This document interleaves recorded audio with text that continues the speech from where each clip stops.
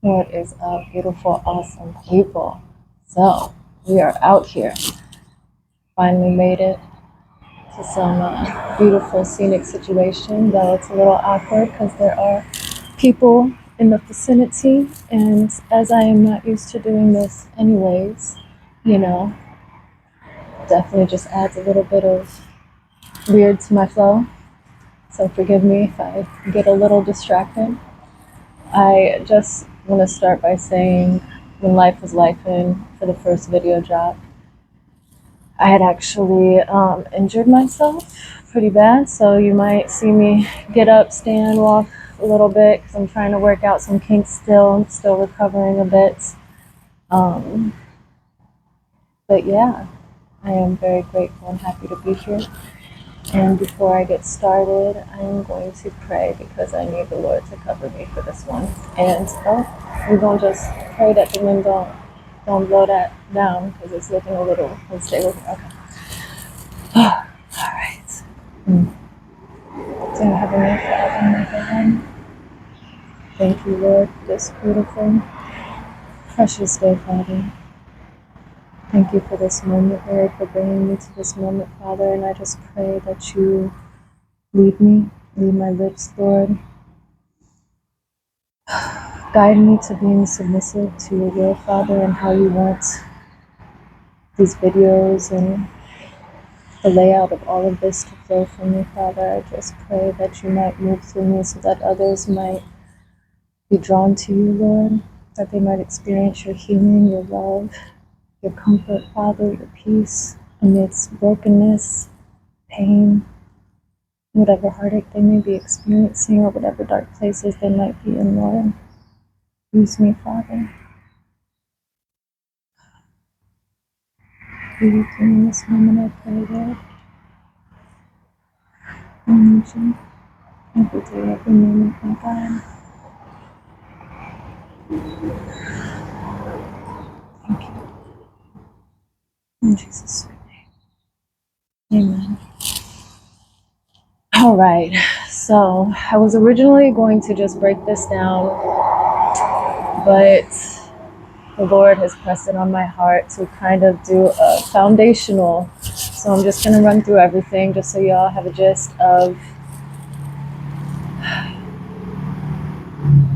don't know, like the intensity of which I feel His glory has moved in my life.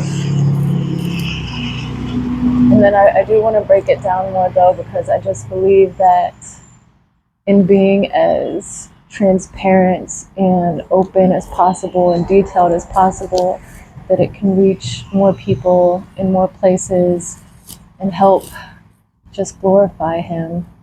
Because honestly, to me, it's amazing who I am amidst all I have experienced. Like, I shouldn't even be here. I shouldn't be alive, let alone be filled with this love that the Lord has blessed me with and be as healthy and whole as I feel today. So I'm just hoping that this reaches people in the dark places, honestly, in the broken places, in the lonely places, places that I have been before myself. And I just know that the Lord is just yearning to reach unto you. If you are in that place right now, I just know He is longing. He's already reaching. He's already there with you. He's just longing for you to reach back, truly. But that said, I'm going to post up a little bit and we will get started here. So, childhood. Like I said, I'm gonna run through all of it, guys. And if I go to catch my phone here, it's because the wind got this thing looking unstable, so forgive me. So my childhood from 9 down was pretty intense, not your typical childhood. A lot of alcoholism, a lot of pills, a lot of anger, not much average childhood memories do I have, honestly. A lot of neglect, but I will say that just like it says in the word, lead a child in the way that they should go and they will not turn from it. I was in Bible school as a child. I was taken to church as a child, and I believe that that's one of the reasons why I have been able to carry this hope even as young as, 9, 10, 11, 12 and up. This hope that has sustained me, this faith that beyond all of the pain that I was experiencing and have endured meant something more. From the age of 10 up, I switched from one parent to another. And just so you know, I'm kind of keeping the parent level vague because at the end of the day, I love my parents. I have long forgiven anything that was intentionally or unintentionally, done. And I understand by this point, the Lord has blessed me with understanding and great forgiveness that, like, we are all broken. Who am I to know what they experienced in their childhood that led them to handling things the way that they did? So I'm just going to keep it vague here. But from 10 up, I went from one parent to another. And in that environment, that was mental, emotional abuse, oppression, control, lots of anger, lots of violence.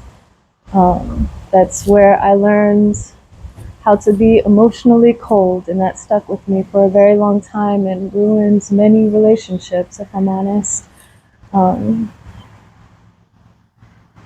When I dig deeper into these videos, I will also be reaching out to some hearts that if they do sometimes see this, I just pray there might be healing for them, as I do know and take responsibility for my brokenness. But yeah, there's just a lot of mental, emotional abuse more than anything. There's a lot of deaths as well, like an abnormal amount of deaths from the age of like 8, 9 to 19 or so. And in an environment of such neglect and abuse as it was, like, I was experiencing all of those things without an outlet and with no one to talk to. So eventually I turned to substances. For a long time, I tried to earn that love that I wasn't receiving. I became something of a perfectionist, you might say. I tried to get all the perfect grades, and I just tried to be good at everything, like so good, and that's been a hard habit to break, and it's not healthy, guys. Like, you do not need to be perfect at anything, let alone try to be perfect at everything. It is not the way to live. But I was trying to earn love, I was trying to make this parent, like, proud of me and show something, but forgive me, there's like a lot of people happening out here right now. But once I realized that love was not going to come, like I said, I started turning to substances. I smoked cigarettes, I smoked weed, I drank alcohol, I popped pills, lots of pills, like all the pills. Sometimes I didn't even know like what the pills were. Honestly, I didn't know it then. I thought I was just having a good time, but I know now that I was just numbing all of this brokenness and all of this pain that I had no clue how to cope through. Throughout this time also, throughout my adolescence, I was molested and even had to endure living in the same environment with the man who did it until I was about 17, 18 when I left and chose the streets over the oppressive, abusive environment that I was in. And that was a whole new journey, guys. Like, so the streets happened off and on between 18 to literally like 25.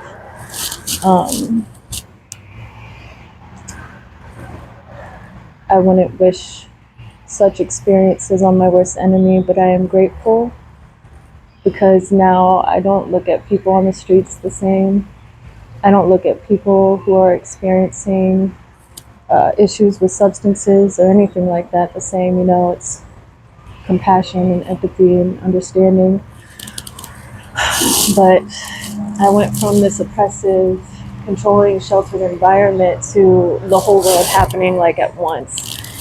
And though I did have friends that I'm grateful for who helped me for very short periods of time, uh, it got to a point where this parent pressed in while I was on the streets so heavily that people weren't even letting me stay with them anymore out of like fear or taking his side. I was also put in jail twice. Um, Tough love, I suppose, from this parent. But um, while I was on the streets, I just fell deeper into the substances, the drinking, the smoking. I was in and out of relationships, very toxic, that just led to more brokenness and domestic violence, honestly, a lot of it. Um, I ended up in jail 2 other times through the domestic violence situations where they thought that I was the aggressor for defending myself, and then saw that under my clothes was nothing but bruises. Um, and then they apologized and felt concerned for my life and held me there for a little bit longer for that concern. I'm grateful and both just like, okay, but I was again sexually assaulted. This time I was raped at age 22 by someone that I like knew enough to like trust and let into my space. So that put a damper on my ability to trust people for a while.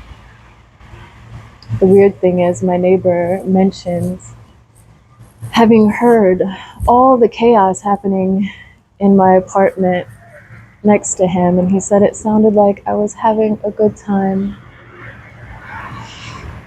And I'm just like sitting in front of this man with like bruises on my neck and stuff, and the good time he thought I was having was me fighting a man twice the size off of me.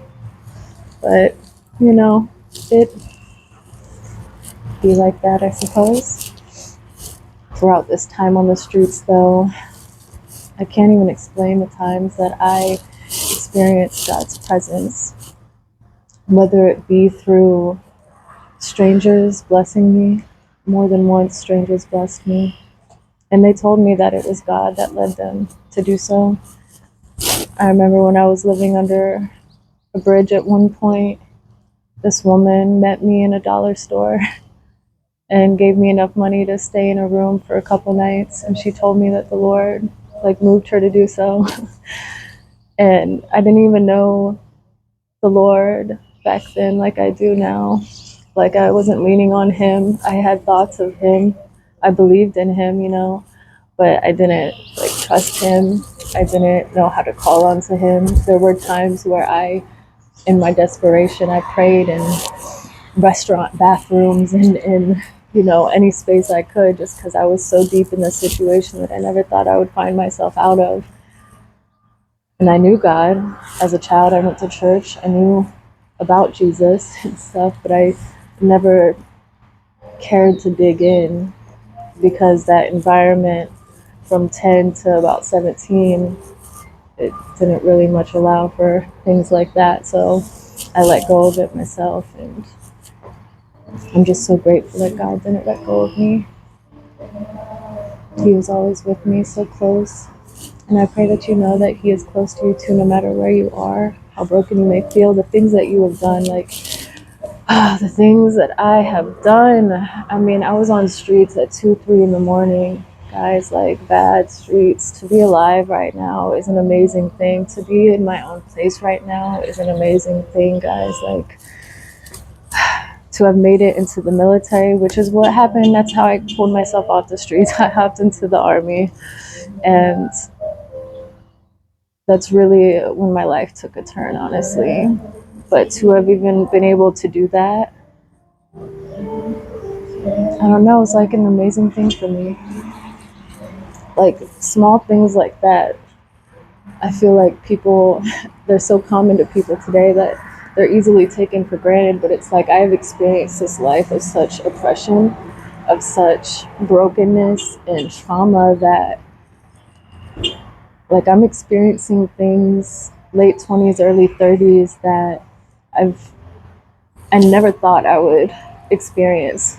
I never thought I would either be alive for or ever make it out of the pits that I was fallen in for so long, the cycles I was trapped in for so long. Like, I stand amazed every day, like all the time, even in this moment. Like, when I was in the service, I did let go of some things and I gripped onto Jesus a little bit more. I read my word some. I kind of quit drinking, kind of quit smoking until I met a boy. And I fell in love and I got married and I was still broken though. And he had brokenness that was not attended to. And we just clashed. Our brokenness just made a whole hurricane, hot mess of brokenness. We drank to have a good time. You know, we couldn't just have a good time. It was very sad. There was love there though. There was happiness and laughter. But it kind of faded quickly into this toxic nature that we couldn't break from. And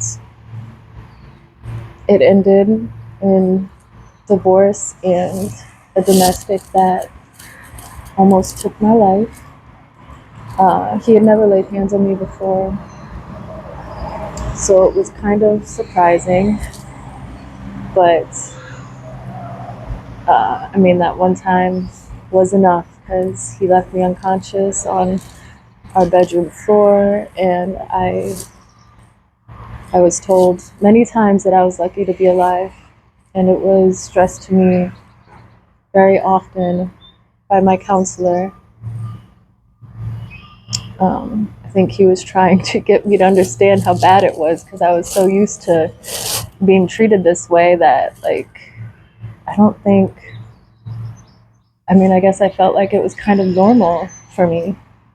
Like, it almost didn't faze me, which is concerning and very sad. But after that, I got out of the service and I was riddled with anxiety, panic attacks, brokenness that I can't even begin to explain, y'all. Like, and this is the most amazing part for me. You would think that being saved from all of that other stuff is amazing, but this is the most amazing part because this is where I could see God move. Like, my anxiety was so bad that, like, I couldn't go into stores without wearing headphones, and even when I did, I could not make eye contact with people.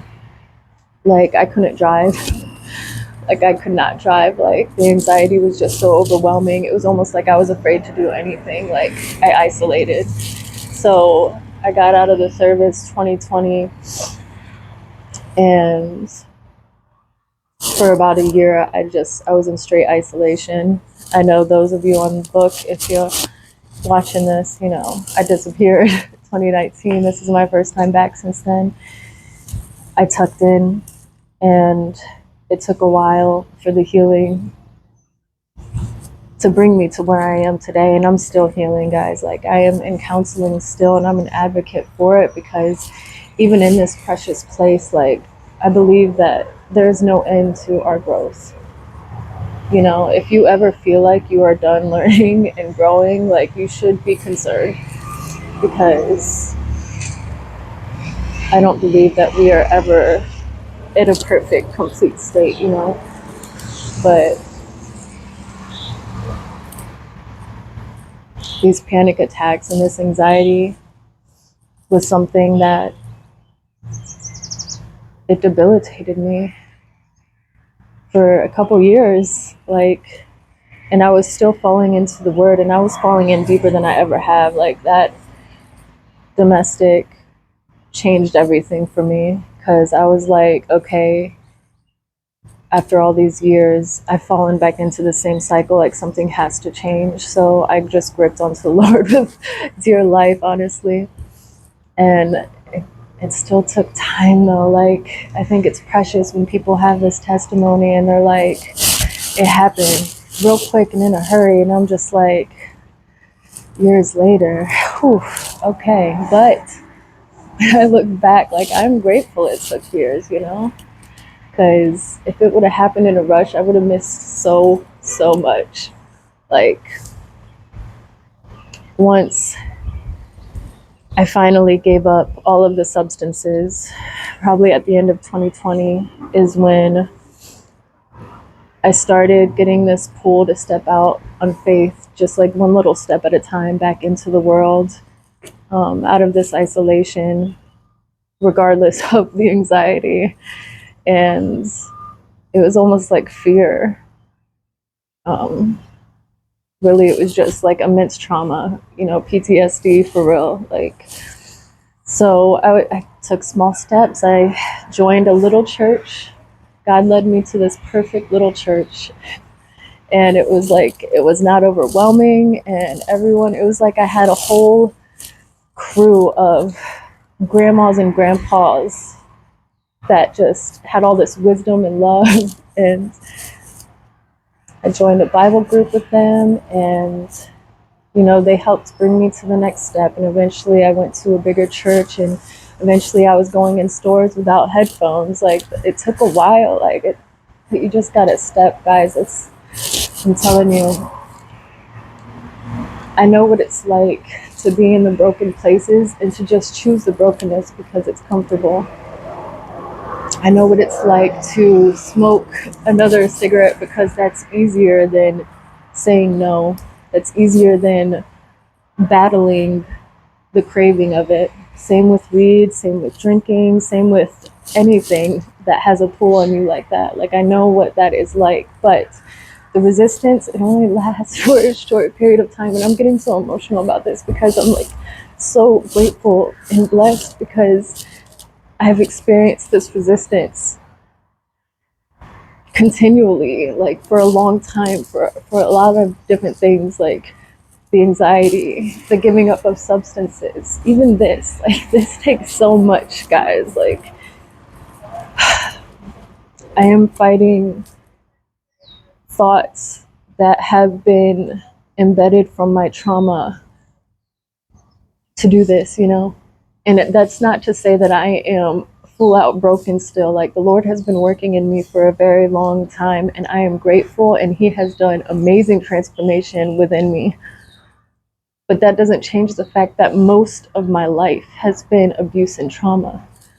Most of my life has been brokenness, whether of my own accord or the world coming against me. Like, I've dealt with that much too, you know, a lot of judgment, a lot of bullying in school. You know, I used to be a big girl, or for a while I went to schools where I was one of the few white girls.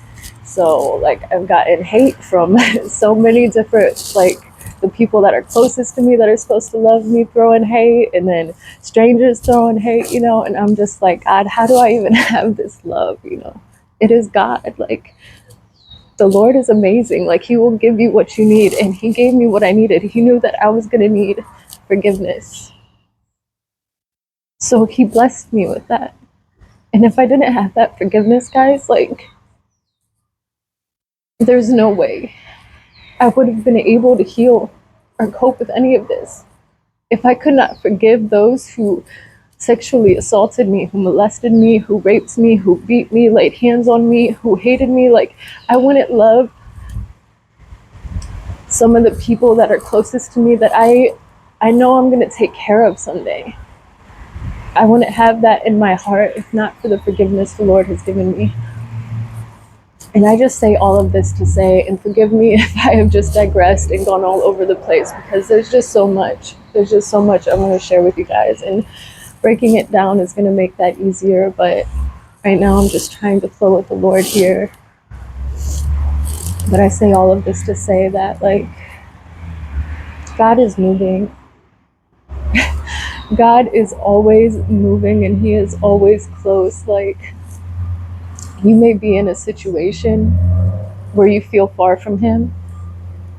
You may feel like you're uncertain if you should let him in, if you should trust him, or maybe you're questioning if he's even real, which I pray that you might be blessed by this and a seed might be planted in your heart to dig further into that, and that the Lord might just let his spirit rest on you so that you have the knowing, the same knowing that I am blessed with, the same knowing he provides to all of his believers. He is with you guys in the broken places, no matter what your choice is. Like, he longs for you to reach under him so that he can just wrap his love around you and change you from the inside out. Like, he wants to give you the strength to overcome. He wants you to have the strength in his power, to be empowered by him and his love, to become more like Jesus, to become more like love, to become more like peace, to become more like comfort. Like, our trials, they do not happen for no reason. Like, life is not easy and it's not meant to be. You know, we messed that up way long time ago, Adam and Eve stuff, you know. But I know that the trials can be beautiful. And I believe in God's healing power through them. I believe in his word, where it says, count it all joy, rejoice in your trials, for your steadfastness will lead to completion in Christ. Like, we will never be done here, but there is a completion. There is a time of completion waiting for us in heaven, you know? And I just pray that for those of you who are joining me on this journey, that you might pray for me to grow in navigating this, because I feel like the Lord just keeps downloading stuff, and if I'm honest, there's just so much I don't even know. But I trust him, and I love him, and I love all of you so much. And I thank you for your support. And I pray that you just have a beautiful, precious day, that your weekend is heavy blessed, and that you know, no matter where you are, in the loneliest of broken, dark places, that you're not alone.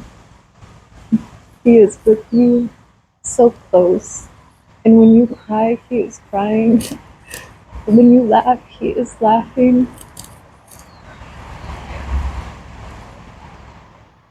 I know it looks sometimes like you might be alone, and it feels that way. And it's hard to see anything beyond it because it's not tangible to believe, to have faith and hope. But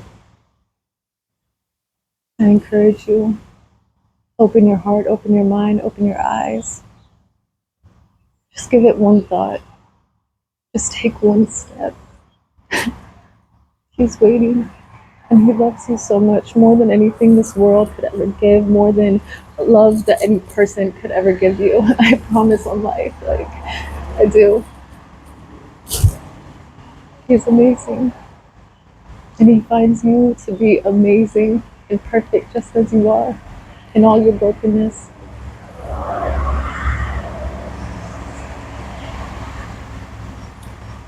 You all have a precious weekend. I'm gonna get out of here before this storm blows away. I love you so much.